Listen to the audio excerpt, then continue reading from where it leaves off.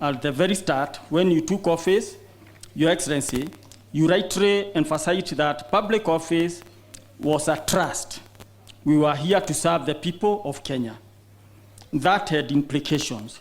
It meant, of course, building on the legacy of those who had come before. We were here to honor the memory and achievements of predecessors here at State House and build on what they had left us. No less important was your mandate to make our service to Kenyans more transparent, more accountable, and more prudent. We had to be ready to give a full account of the public trust we held to the Kenyans for whose sake we held. Matters of some importance indeed. So I ask, have we let ourselves be guided by the President's vision and what the country ought to be? Have we been faithful to the trust the President and the people of the Republic have placed in us? I think we have. In the assessments released by the Cabinet Secretary in the Ministry of Public Service, we have remained in the top 3 of ministries, agencies, and departments since 2018. Further, we have won the Auditor General's Financial Reporting Award in 1919 and 1920, proof not just by the high standard of our work, but also of our willingness to accept close public scrutiny. Have we remembered and honored the public servants who came before us? We have, under your leadership, sir.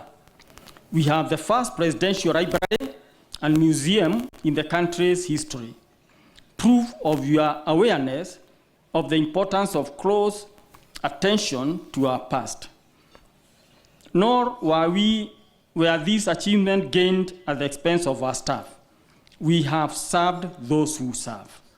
Under your leadership, Your Excellency, sir, we have established a bereavement kitty, Christmas gift and parties, and a new administration block.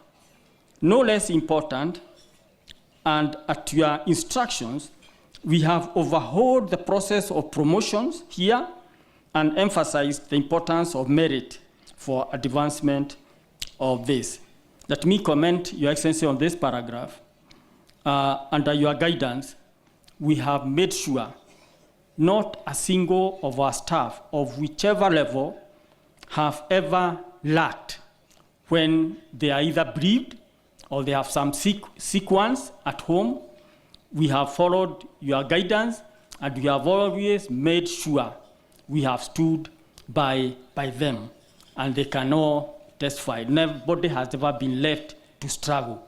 Our children have been well mentored under the People Reward Scheme, PURES, which extends to identify children through the country who would benefit from the President's patronage and encouragement.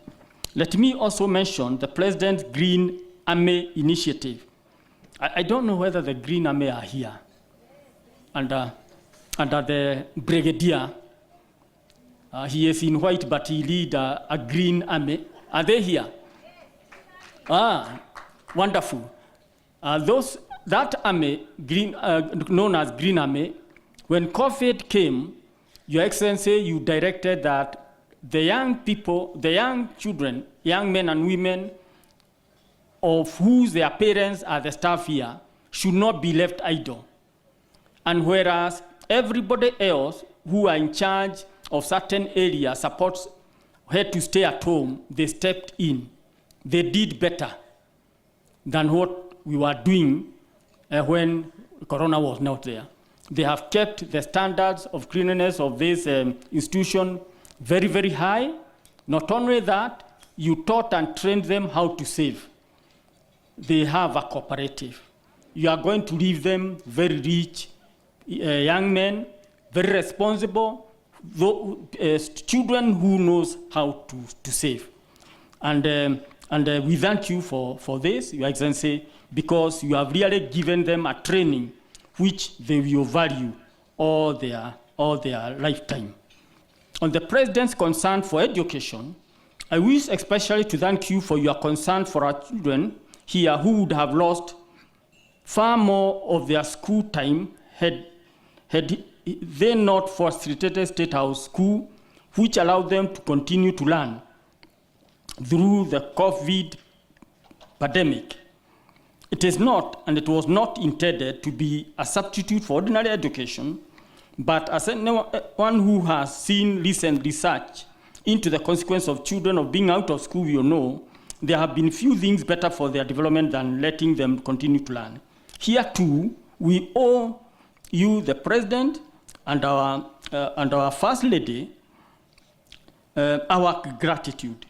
Equally, Her Excellency, the First Lady, health program gathered under the Beyond Zero banner have been a great benefit not just to the wider public, but to those too who serve the President and people of Kenya right here in this office. And again, while we are thinking about the President's concern for our welfare, I wish to mention, and with a heartfelt gratitude, the care you have taken of the security staff in a variety of ways through your care, throughout your time in office, and of their families when they have lost their lives in the line of duty. Sir, we are immensely grateful, and may the Lord rest the souls of comfort the families of those who have lost. I feel greatly privileged to have served under you, sir, and to have had your guidance and support throughout my time here, sir. The same is true of everyone for whom I speak for. Our time in public service under your leadership has been a privilege because you have shown us precisely how to serve. Your warmth, your generosity, your openness to other Kenyans, and your care for their good, your patriotism. And these have set a lasting example to us, sir, and the First Lady. You have been our model of what a leader can and should be. That is why, even though it will soon be time to part, your legacy is safe. Your example will always remain in our hearts. And wherever we go, whatever comes after, we will ever remember and emulate the generosity, the openness, and the patriotism that were your gift to us and to the Republic.